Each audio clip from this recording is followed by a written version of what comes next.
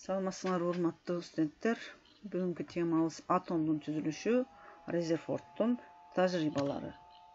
Бүгүнкү сабактан биз силердин мурдагы атом жөнүндөгү билимдериңерди кеңейтип, Резерфордтун тажрыйбасынын жардамында атомдун ядролук моделин түшүнө аласыңар. Билимдерди актуалдаштыруу максатында силер мурдатан 8-7 класстын физика курсунда окуган заттардын түзүлүштөрү жөнүндөгү, атомдун түзүлүшү жөнүндөгү жана атомду түзгөн бөлүкчөлөр жөнүндөгү билимдериңер керектелет. Заттар көп сандагы атомдордон турат деген гипотеза мындан 2000 жыл мурун эле айтылган. Байыркы грек окумуштуусу Демокрит бардык нерселер заттар эң майда бөлүкчөлөрдөн турат деп эсептеген. Алар андан ары бөлүнбөйт деп, ага бөлүнбөс атом деген ат койгон. Демокриттин позициясы бөлүнүүнүн акыркы чеги атом деген. Атом андан ары бөлүнбөс бөлүкчө деп эсептеген. Ал эми ошол эле кезде Аристотелдин позициясы заттардын бөлүнүүчүлүгү чексиз. Заттарда түзгөн бөлүкчөлөр андан ары дагы бөлүнөт деп айткан. Атомдун түзүлүшү жөнүндөгү окуу жана конкреттүү элестетүүлөр заттардын касиеттери жөнүндөгү физикада топтолгон бир топ фактылардын негизинде пайда болгон. Бул мезгил 19-кылымдын аягы, 20-кылымдын башына туура келет. 1897 жылы Томсон электрондун бар экендигин ачып, анын зарядын жана массасын аныктаган. Ошол эле жылы Вебер биринчилерден болуп атомдун составында электрон бар экендиги жөнүндөгү ойду айткан. 1905 жылы Линдеман кычкылтектин атому шакек түрүндө, күкүрттүн атому жалпак нан түрүндөгү формада экендигин айткан. Ал эми атомдун алгачкы моделин 1903 жылы Англиялык окумуштуу Томсон сунуштаган. Ал атомдун калкып жүргөн электрондору бар, оң зарядталган шар түрүндөгү моделин элестеткен. Томсон сунуштаган атомдун түзүлүшүнүн модели боюнча оң зарядталган бөлүкчөлөр бүткүл көлөмү боюнча бөлүштүрүлгөн шар деп атомду элестеткен. Жана ал шардын ичинде электрондор жайгашкан. Ар бир электрон өзүнүн тең салмактуулук абалынын чегинде термелүү кыймылын жасайт.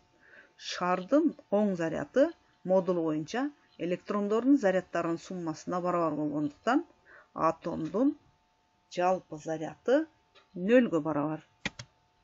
Томсондун атомдук моделин төмөнкүдөй сүрөттөлүштө элестетсек болот. Оң зарядталган бөлүкчөлөр бүткүл көлөм боюнча бирдей тыгыздыкта жайгашкан.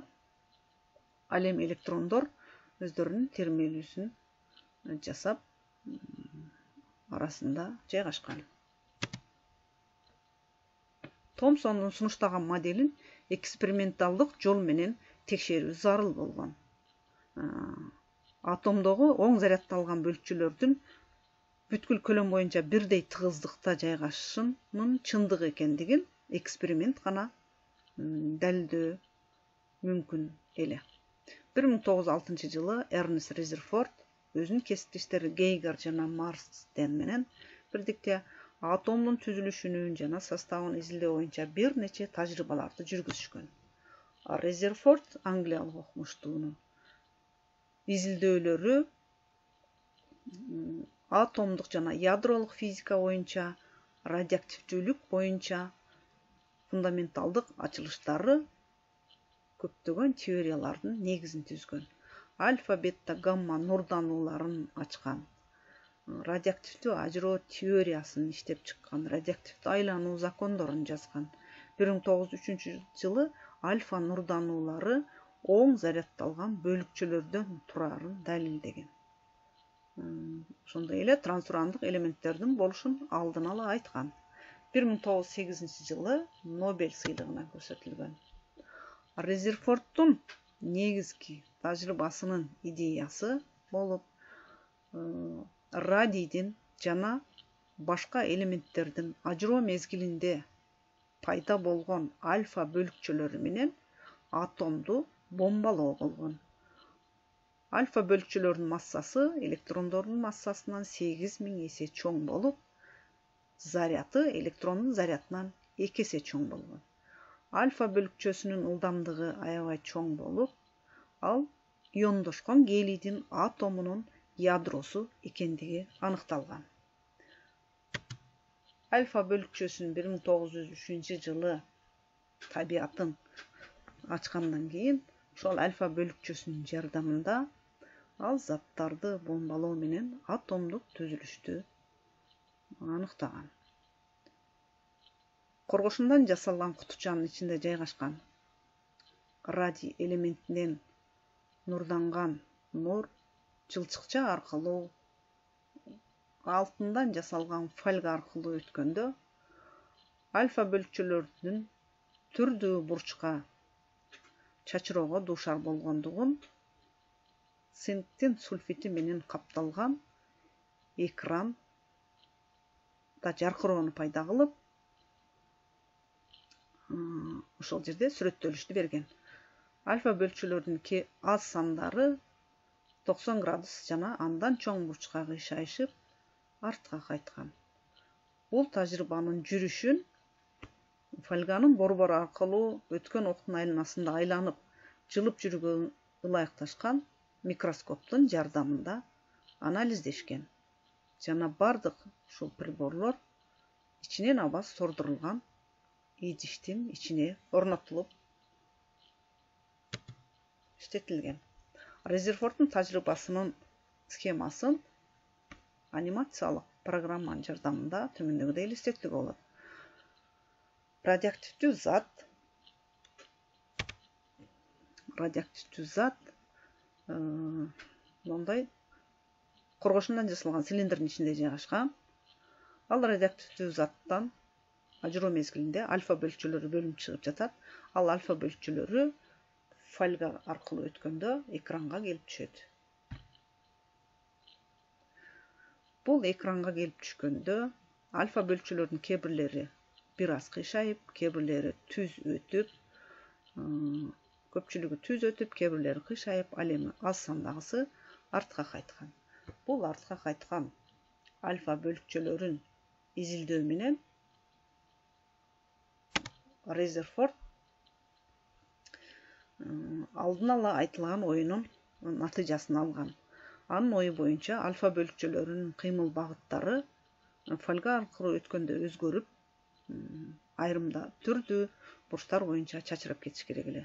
Чындыгында тажрыйбада ошондой жыйынтыкты алган жана аз сандагы альфа бөлүкчөлөрүнүн 90 градуска же андан көп бурчка кыйшайышын Резерфорд төмөндөгүдөй түшүндүргөн. Ал альфа бөлүкчөлөрү фольга аркылуу өтүп бара жатканда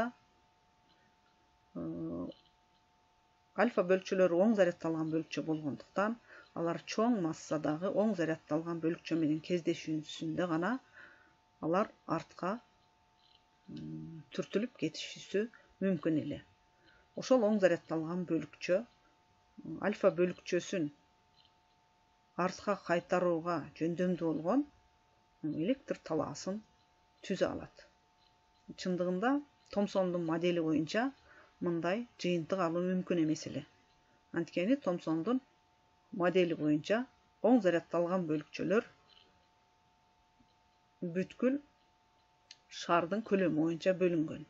Ал эми Резерфордтун тажрыйбасы боюнча оң зарядталган бөлүкчөлөр борборго топтолуп, ошондуктан альфа бөлүкчөсүн артка түртүп кетүүгө аргасыз кылып атат.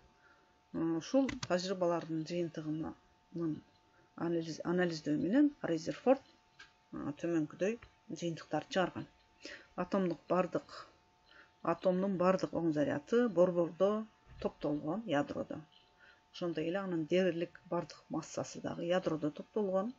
Ядронун өлчөмдөрү 10⁻14 даражасындагы метр чамасында. Башка айтканда, атомдун өзүнүн өлчөмүнөн болжол менен ядро 10.000 эсе кичине калат. Массивдүү ядронун айланасында жеңил электрондор өздөрүнүн туюк орбиталары боюнча айланып жүрүшөт. Бул электрондордун суммардык терс заряды ядронун оң зарядына барабар деген жыйынтыкка келген. Ошондой эле атомдун Резерфорд сунушталган планетардык моделинин сүрөттөлүшүн төмөндөгүчө элестетүүгө болот. Борбордо оң заряддалган ядро, анын айланасында орбиталар боюнча жеңил электрондор тынымсыз айланып турушат. Ядронун диаметри 10⁻⁻10 даражасындагы метрге барабар. Ал эми ядронун диаметри 10⁻15 даражасындагы метрге барабар экендигин да аныктаган. Резерфорддун сунуштаган атомдук модели атомдун планетардык модели деген атка ээ болгон. Анткени электрондор өз орбиталарында борбордогу ядрону тынымсыз айланып, кулондук тартылуу күч менен айланып жүргөндүгү күн системасындагы планеталардын бүткүл дүйнөлүк тартылуу законуна ылайык күндү тынымсыз өз орбиталарында айланып жүрүүлөрү менен аябай окшоштугу бар. Ошондуктан атомдун планетардык модели деген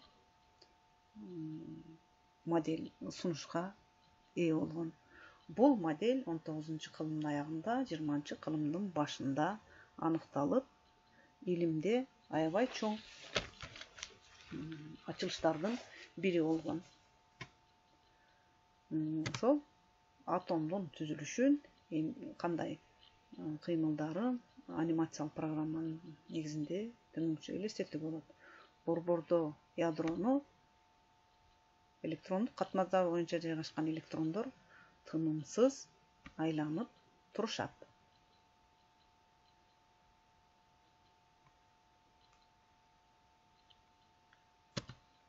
Резерфорддун бул атомдук модели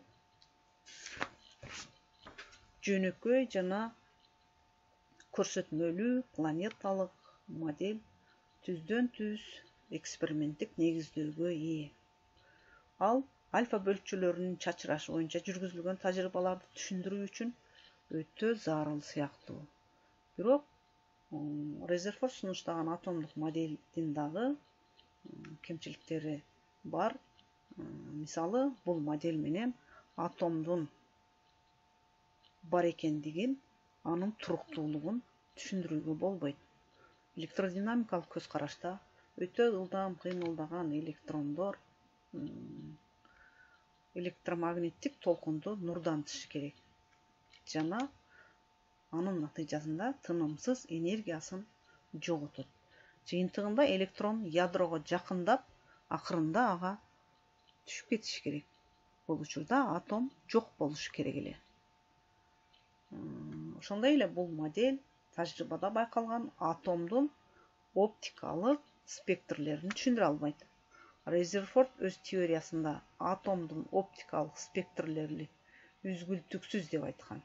Чындыгында алар ичке спектралдык сызыктардан турат. Башкача айтканда, атомдор берилген химиялык элементке мүнөздүү болгон белгилүү гана жыштыктагы электромагниттик толкундарды нурдантышат жана жутушат. Резерфорд сунуштаган атомдук модельдин мындай кемчиликтерин түшүндүрүүдө Нильс Бордун постулаттары жардамга келген. Нильс Бордун постулаттары жөнүндө кийинки сабактарда карайбыз. Ошентип балдар, бүгүн биз Резерфорддун атомдук модели жөнүндө өттүк. Демек, атомдун планетардык модели деп борбордо заряддалган оң заряддалган ядро, айланасында жеңил электрондор орбиталары боюнча айланып жүргөн модель бул атомдун планетардык модели деген атка ээ болуп, илимде өз орду бар. Бул теманы бышыктоо үчүн төмөндөгүдөй суроолорго жооп берүү менен дагы да билимдерди бекемдөөгө болот. Томсонду моделинин мааниси эмнеде? Резерфордтун тажрыйбасынын идеясы кандай? Резерфордтун тажрыйбасынын схемасы боюнча альфа бөлүкчөлөрдүн чачырашын түшүндүргүлө. Альфа бөлүкчөлөрүнүн заттын атомдорунан артка чачырап кетишинин себебин түшүндүргүлө. Атомдун планетардык моделинин мааниси кандай? Резерфордтун тажрыйбасынын кемчиликтери эмнеде? Бүгүн көтөрө турган сабагыбыз ушул. Көңүл бурганыңыздар үчүн